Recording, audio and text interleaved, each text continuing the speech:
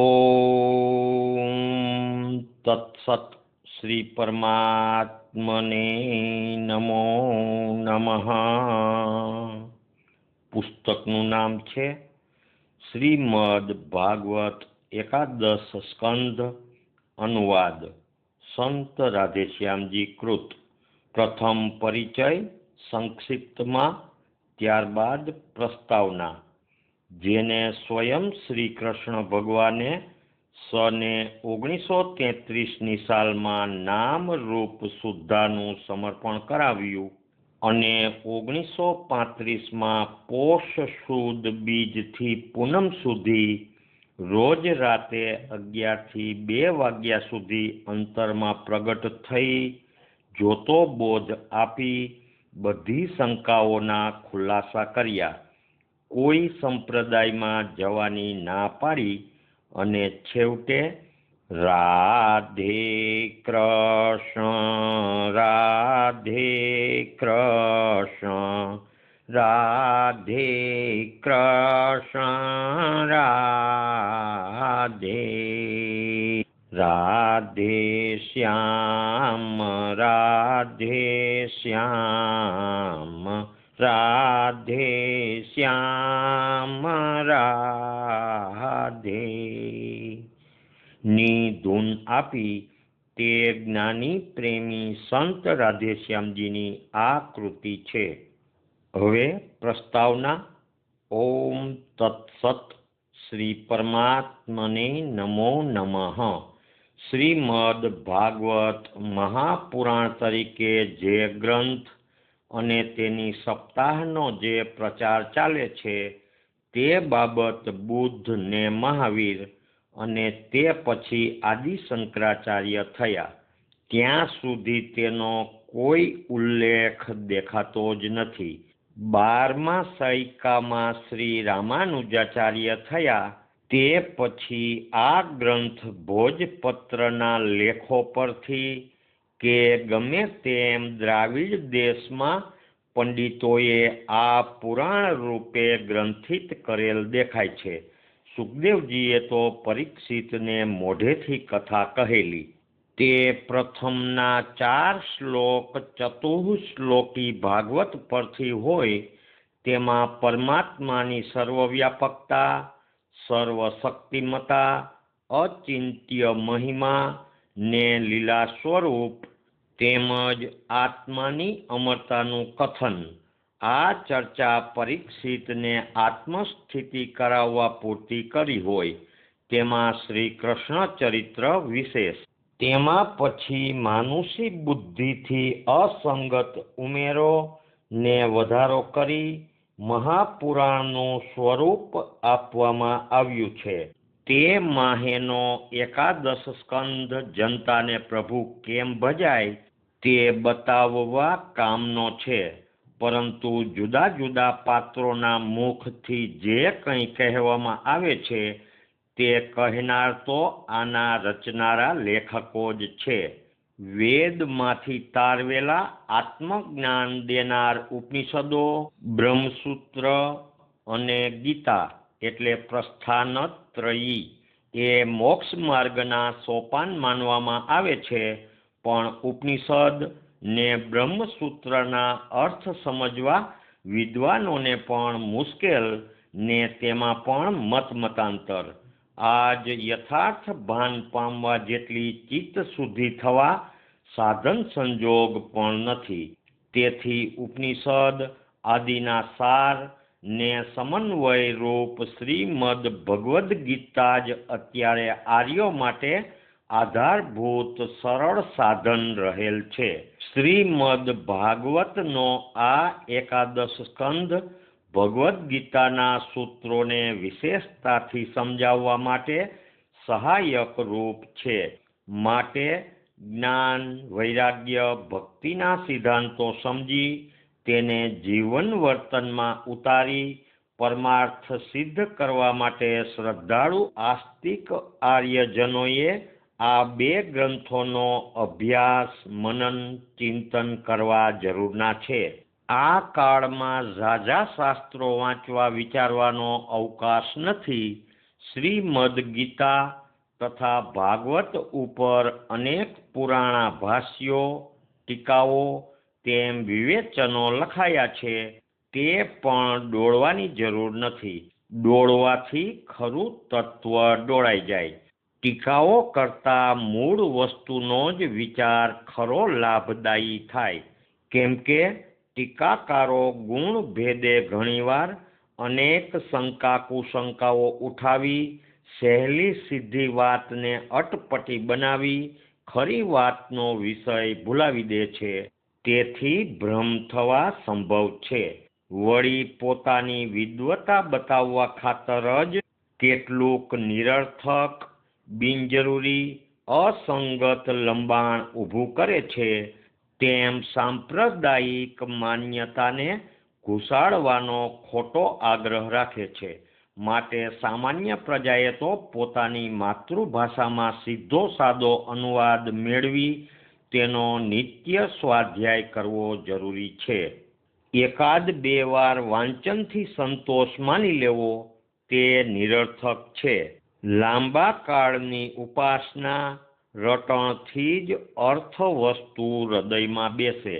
ભાગવત આપણા 18 પુરાણોમાંનું એક મુખ્ય પુરાણ ગણાય છે. પુરાણ સાહિત્ય એ કંઈ ઇતિહાસ નથી. જે સ્થળે, જે કાળે, જે રીતે વસ્તુ, બનાવ, પ્રસંગ બનેલ હોય તેનું તે જ પ્રમાણે જરા પણ ફેરફાર વિના વર્ણન આપવું તે ઇતિહાસ. આથી ઉલટું પુરાણો તો બનાવી કાઢેલ કથાનકો, આખ્યાનોથી ભરપૂર હોય છે. તેમાંની ઘણી વાતો વાર્તા રૂપે હોય તે પણ ખરી ન હોય, પણ બોધ દેવા કે ભાવ વધારવા ક્યાંક રોચક તો ક્યાંક ભયાનક હોય છે. ઘણી ખરી આજના કાળની ચાલતી દંતકથાઓ જેવી પણ હોય છે. આમ વાસ્તવિકતા એક કોરે રહી જાય છે ને તેને બદલે ઘણીવાર અદ્ભુત, અસંભવિત, અસંગત અતિશયોક્તિ જોવામાં આવે છે. શ્રીમદ ભાગવત પણ પુરાણ હોય ને આનો અપવાદ નથી. જેવી રીતે ભૂતકાળમાં થઈ ગયેલા કોઈ મહાપુરુષની જન્મતિથિ, અવસાનકાળ, તેની જીવનયાત્રાના પ્રસંગો વગેરે યથાયોગ્ય હોતા નથી ને લોકો જીવનને અદ્ભુત બનાવવા નવી નવી વાતો બનાવીને ભેળવે છે. તેમજ આ પુરાણોની કથાઓનું લાગે છે. તો જેમ મહાપુરુષોના જીવનમાંથી જ્ઞાન, વૈરાગ્ય કે ભક્તિનું તત્વ વગેરે જે જાણવા શીખવાનું હોય તે જ સમજી લેવું જરૂરનું ને લાભદાયી છે. તેવી જ રીતે પુરાણોના પ્રસંગોમાંથી પણ સમજુ જિજ્ઞાસુ વાચકોએ વાદ, પક્ષ છોડીને તેમાં ઠેક ઠેકાણે ગૂંથી લીધેલા જ્ઞાન, વૈરાગ, ભક્તિના સિદ્ધાંતો તારવી લઈ બને તેટલા તેને જીવનમાં ઉતારવાનો પ્રયાસ કરવો લાભદાયી છે. એ જ પુરાણ શ્રવણ કે વાંચનનો ખરો સદુપયોગ છે. શ્રીમદ ભાગવત પુરાણ પૂરતું આ કાર્ય તો કાં તો ભાગવતકારે પોતે જ અથવા તો પાછળથી કોઈ પરગજુ વિદ્વાને એકાદશ સ્કંધ રચીને યોગ્ય રીતે કરી આપ્યું છે ને સાધકને ઉપયોગી જ્ઞાન કથ્યું છે.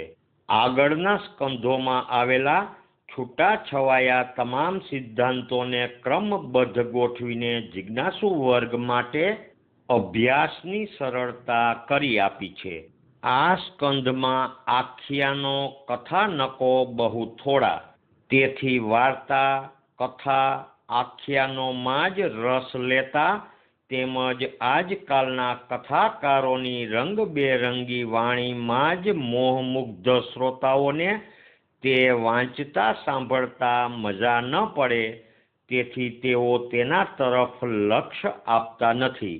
તેમ કથાકારોને પણ આ જ્ઞાનથી ઓળખાતી વસ્તુની પીછાણ કે પરવા ન હોય કે શ્રોતાઓનું મન ન લાગે કે સમય ન હોય આમ ગમે તે કારણે પોતે પણ ચર્ચવા તસદી લેતા નથી, પરંતુ સત્ય જાણવા સમજવાની તમન્નાવાળા જીવોને તો આ સ્કંધ ખાસ ઉપયોગી છે.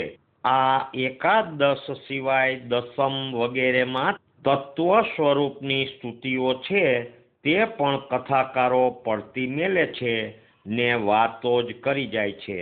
આ કારણે જ જિજ્ઞાસુ મુમુક્ષુ વર્ગ માટે શ્રીમદ ભગવદ્ ગીતા સાથે સાથે જ એકાદશ સ્કંધનો સ્વાધ્યાય અભ્યાસ અનુભવી સંત મહાત્માઓએ જરૂરનો ગણ્યો છે. કેટલીક બાબતોમાં તો ગીતાજી કરતાં પણ એકાદશ સ્કંધ વધારે ઉપયોગી છે, કારણ કે ગીતાજી જેનું સૂચન જ કરે છે કે સૂત્ર રૂપે જ ઉલ્લેખ કરે છે કે મને ભજો, પણ પ્રભુ કેમ ભજાય, ભક્તિ શું, ભક્તિ કે જ્ઞાનના ઉપાસકોએ કેવો વર્તાવ કરવો, તેવી અગત્યની બાબતોનો વિગતવાર ખુલાસો એકાદશ સ્કંધ પૂરો પાડે છે. વળી નિમિ યોગેશ્વરોનો સંવાદ, દત્તાત્રેય આખ્યાન, ભિક્ષુ ગીતા વગેરે પ્રસંગો જ્ઞાન ભક્તિ ને બધાના ધર્મોના વિષયને કંઈક સરળ બનાવે છે. માટે જ સમજુ જીવોએ તો આખ્યાનો, કથાઓ કે કથાકારોની નાટકી વાણીના મોહમાં ન પડતા એકાદશ સ્કંધ ને ગીતાનો જાતે અભ્યાસ ઉપાસના કરવા ઘટે, જેથી પ્રભુને ઓળખી ભજવાની શાન મળે. પરંતુ અભ્યાસ માટે મૂળ વસ્તુ અનુભવીથી જાણવી ભલી, કારણ કે અનુવાદો સંસારી લોકોએ સાંપ્રદાયિક રૂઢ શબ્દો દ્વારા કરેલ હોવાથી તેમ સાદા ને સહેલા શબ્દો તેમને ન મળવાથી વધુ ગૂંચવાળો કરે તેવા ને અઘરા હોય છે, તેમ યથાવત પણ નથી હોતા. અનુવાદ સાદી ને સરળ ભાષામાં મૂળ શાસ્ત્ર અનુસાર યથાર્થ સત્યતા જાળવતા જોઈએ, તેનું લક્ષ્ય લેખકો રાખતા દેખાતા નથી. તપસ્યા સહિત ભગવદ ઉપાસના કર્યા વિના અર્થની યોગ્ય પ્રતીતિ અનુભવ પણ ન હોય, આથી તેમનો શબ્દાર્થ પૂરો ભરોસા પાત્ર નહીં. જ્ઞાન ભક્તિનો સમન્વય એ એકાદશ સ્કંધની વિશેષતા માનવામાં આવે છે. ખરું જોતા જ્ઞાન ભક્તિ એ બે જુદી વસ્તુ જ નથી, સમજ એક, છતાં ઉપાસનાની રીતમાં ફેર હોય છે. પરંતુ સાચી ભક્તિ એટલે વર્તનમાં બ્રહ્મજ્ઞાન આ પરમ સત્યને બહુ સ્પષ્ટ શબ્દોમાં એકાદશ જાહેર કરે છે. ખરી રીતે તો દસમની લીલા સમજવા માટે એકાદશનું જ્ઞાન પ્રથમ જોઈએ. શ્રીમદ ભાગવતનો લગભગ છેવટનો સ્કંધ, તેનો અંતિમ અધ્યાય એટલે સ્કંધ 11 અધ્યાય 29, તેમાં ગ્રંથકાર પોતાને માન્ય મુખ્ય સિદ્ધાંત કહી નાખે તે સ્વાભાવિક છે. આ અધ્યાયની શરૂઆત જ ઉદ્ધવજીના પ્રશ્નથી થાય છે. ચિત્તને સ્થિર કરી જ્ઞાન યોગ પચાવવો તો મુશ્કેલ છે, માટે ભવ તરવાનો કોઈ સહેલો ઉપાય કરવા હે કૃષ્ણ પ્રભુ કૃપા કરો. જવાબમાં ભક્તિ યોગના સાધનો કહી શ્રી કૃષ્ણ મુખે ગ્રંથકાર કહે છે કે વાક મન કર્મથી રાખે સૌ ભૂતે મુજ ભાવની ઉપાયો સર્વમાં માન્યો શ્રેષ્ઠ ઉપાય આજ છે. એકાદશ સ્કંધ અધ્યાય 29 શ્લોક 19. દુર્લભ દેવને એવો નિચોડ બ્રહ્મ જ્ઞાનનો વિસ્તારે ટૂંકમાં તેમ પૂરો કહ્યો તને ઉધો. એકાદશ સ્કંધ અધ્યાય 29 શ્લોક 23. આ સિદ્ધાંત ઘણો જ અગત્યનો, સમજવા યોગ્ય. આરામ ખુરશીમાં બેઠા બેઠા બ્રહ્મ વિચાર કરનારા કે શ્રોતા વર્ગમાં ખૂબ આવેશમાં આવી બ્રહ્મભાવ અને વેદાંત વિચારના ભાષણો કરનારાઓને ધડો લેવા લાયક. જો તેમનો બ્રહ્મભાવ વાણી ને વિચારમાં જ અટકી જશે, કર્મમાં 24 કલાકના જીવન વર્તાવમાં વણાઈ નહીં જાય, તો તેમનું બ્રહ્મજ્ઞાન ભવસાગર તરવા માટેનું તુંબડું થવાને બદલે વધુ ડૂબાડનાર બંધન બોજા રૂપ થઈ પડશે. બીજી તરફ કીર્તન, ધૂન, ભજન, મંદિર, ઉત્સવોમાં મસ્ત ડૂલનારા, પોતાને ભક્તિ કરતા માનનાર સમાજને ભાગવતકાર સ્પષ્ટ શબ્દોમાં ચેતવણી આપે છે કે ભક્તિ યોગની પરાકાષ્ઠા એટલે પરદશા વર્તનમાં મૂકેલ બ્રહ્મભાવ, આત્મભાવ કે ભગવદ ભાવ છે. કોરી હરિનામની ધૂન કરી કે મંદિરોમાં ઉત્સવો માહલી પોતાને કૃતાર્થ માનનારા ભૂલ ખાય છે. પ્રભુ અર્થે ત્યાગ અર્પણતા વિના અર્થાત બ્રહ્મભાવ વર્તન વગરના માયાદાસોના રંગરાગ કેવળ નાટક જ છે. આ વાત સમાજ સમજે તો સારું. ભાગવતકાર પાસે તો ઉપરના શ્લોકમાં બતાવેલ ઉપાય કરતા ભવસાગર તરવાનો બીજો કોઈ સહેલો ઉપાય નથી. આમ ટૂંકમાં બ્રહ્મ વિચારને વતી બતાવે એવા કોક પ્રેમ જોગવાળા મનાવો મુને, ગુરુ મળ્યા મતવાલા. ઈ નાગર નરસિંહ રસાડા મનાવો મુને, ગુરુ મળ્યા મતવાલા. નો માર્ગ 11 સ્કંધ બોધે છે. પછી તેને જ્ઞાન કહો કે ભક્તિ કહો કે બંનેનો સમન્વય સમજો. ગ્રંથમાં આવતા વિષયોનું વિગતવાર વર્ણન એ પ્રસ્તાવનું કાર્ય કે પ્રયોજન ન હોઈ શકે. છતાં આજકાલ જ્યાં પેટ ભરણ પ્રવૃત્તિ જ તન, મન, સમય શક્તિનો બેહુદો ભોગ માગી લે છે, તે સમાજ માટે ગ્રંથમાં ચર્ચાયેલા મુખ્ય મુદ્દાઓની યાદી કદાચ અસ્થાને નહીં થાય. નિમિ યોગેશ્વર જે અધ્યાય 2 થી 5 તથા યદુ અવધૂત એટલે દત્તાત્રેય જે અધ્યાય 7 થી 9 પ્રસંગો ઉપરાંત અધ્યાય 11, 13, 14, 28, 29 વેદાંત જ્ઞાનની ઊંચામાં ઊંચી સમજણ સાથે ભક્તિના વર્તન વ્યવહારમાં આચરી શકાય તેવા સાધનો ઉપરાંત પરાભક્તિની પરાકાષ્ઠાનો એટલે પરદશાનો પૂરો ખ્યાલ વાચકને મળી રહેશે. સ્ત્રી માટે પુરુષ અને પુરુષ માટે સ્ત્રી માયાની પ્રગટ મૂર્તિ રૂપ જ. આ શાસ્ત્ર સિદ્ધાંત 11માં પુરુરવા પિંગલાના પુકારોમાં ભારપૂર્વક દર્શાવેલ છે. આ વિષયમાં અધ્યાય 8 શ્લોક 30 થી 43, અધ્યાય 26 શ્લોક 3, 12, 18 થી 24, 26 થી 34 ખાસ અગત્યના. ઉપરાંત અધ્યાય 14 શ્લોક 29-30 ખાસ મનન કરવા યોગ્ય છે. અધ્યાય 25મો એટલે 3 ગુણ વિવરણ પોતાનો ગુરુ પોતે થવામાં અર્થાત પોતાના અંતઃકરણની સ્થિતિનો ખ્યાલ આપવામાં ઉપયોગી થઈ પડે તેવો છે.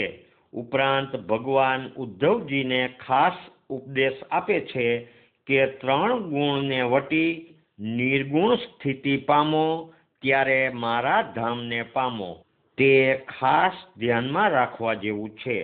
સર્વ સાધન કરતા શ્રી કૃષ્ણમાં એટલે ભગવાનમાં ચિત્ત પરવવું તે જ આ દશાને પમાડનાર છે એમ વારંવાર બોધ વચન આવે છે. મહેતાજી કહે છે કે અવર વેપાર મેલ મિથ્યા કરી કૃષ્ણનું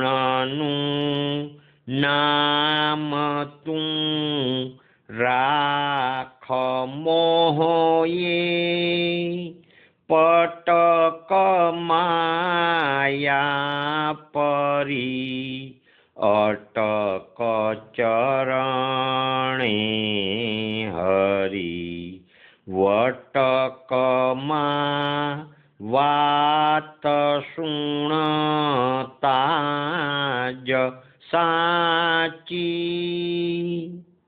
પરંતુ સૌ સરખા માનનાર આજના સમાજને સૌથી વધારે ધ્યાનમાં લેવા જેવો સિદ્ધાંત તો અધ્યાય 20-21માં ચર્ચવામાં આવેલ છે. ગુણ ભેદે દેશકાળ સ્થિતિ સંજોગ અનુસાર વસ્તુ વ્યક્તિનું સારા નરસાપણું ઊંચા નીચાપણું વ્યવહારમાં ધ્યાનમાં રાખવું જ જોઈએ. એ સિદ્ધાંતને ભારપૂર્વક સમજાવવા માટે જ ભાગવતકારે અધ્યાય 19 ને અંતે ગુણ દોષ જુએ દોષ ગુણ ઉદાસ બે થકા એટલે ગુણ દોષ દૃષિ દોષ ગુણસ્તુ ઉભય વર્જિત એ કથન કરી વિષયની ચર્ચા શરૂ કરી છે. આગળ આવતા આખા 2 અધ્યાયની પરવા કર્યા વગર વિદ્વાન ગણાતા કથાકારો પણ શ્રોતા વર્ગને સારું લગાડવાના આવેશમાં કે તેઓને એકદમ સારા મનાવી દેવાની હોંશમાં આ શ્લોકની વ્યાખ્યા કરતા હોય કે કોઈના ગુણ દોષ જોવા તે દોષ છે, માટે ગુણ દોષની પંચાયતમાં આપણે ન ઉતરવું, પણ 3 ગુણથી પર થયેલા અવધૂત માટેનો આ સિદ્ધાંત ગમતા અણગમતાના રાગ દ્વેષથી ભરેલા હું મારાની માયામાં રોડાતા જન સમાજને લાગુ પડવાથી કેટલો અનર્થ દંભ પાખંડનો ફેલાવો થઈ રહ્યો છે તેનો ખ્યાલ વક્તાને રહેતો નથી. સત્યની પરવા નહીં, તેથી આજકાલના કહેવાતા ભક્તો ને ભાવિકજનો પણ આવું જ વર્તન કરે છે.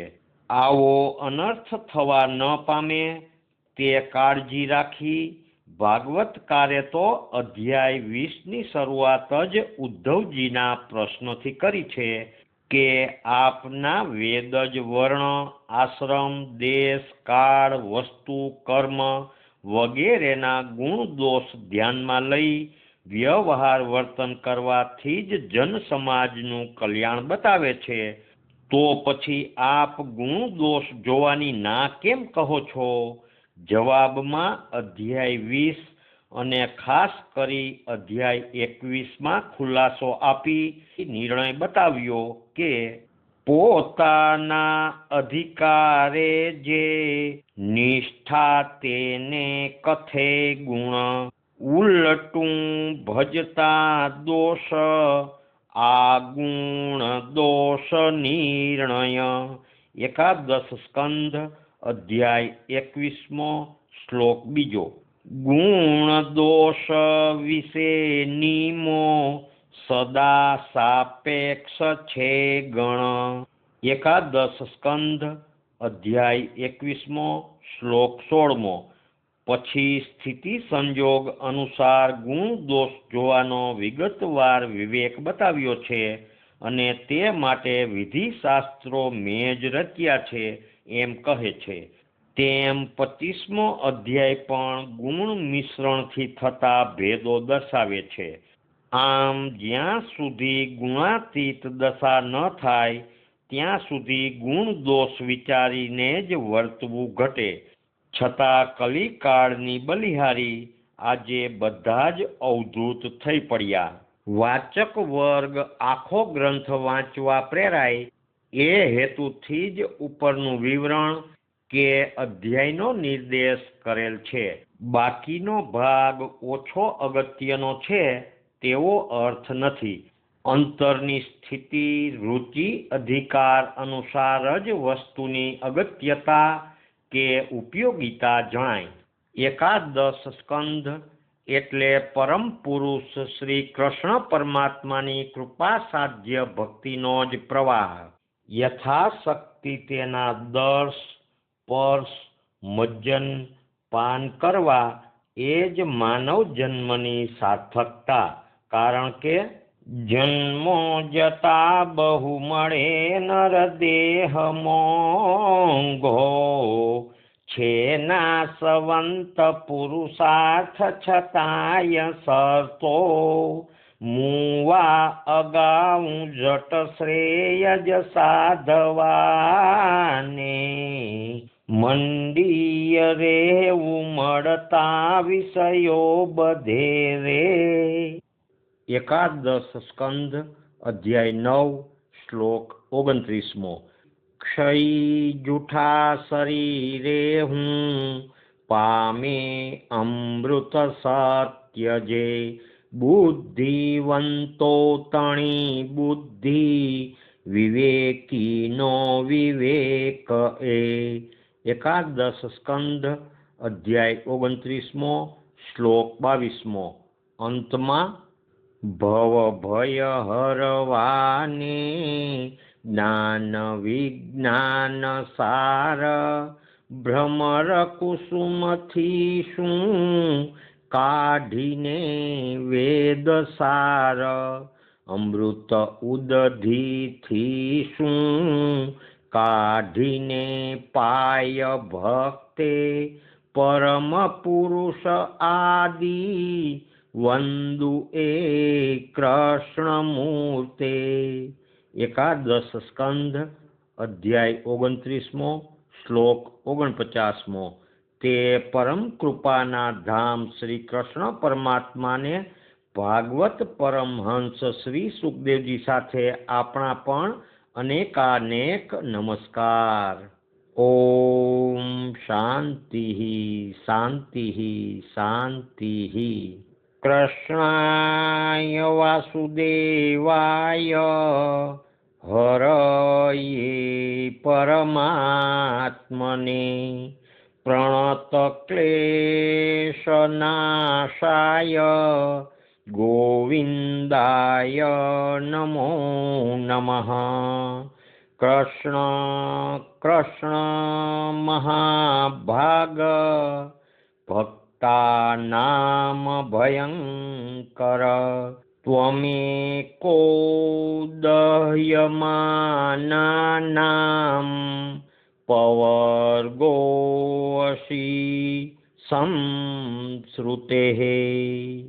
કૃષ્ણાત પરમ કિમપી તત્વમહં ન જાને, તત્વમહં ન જાને.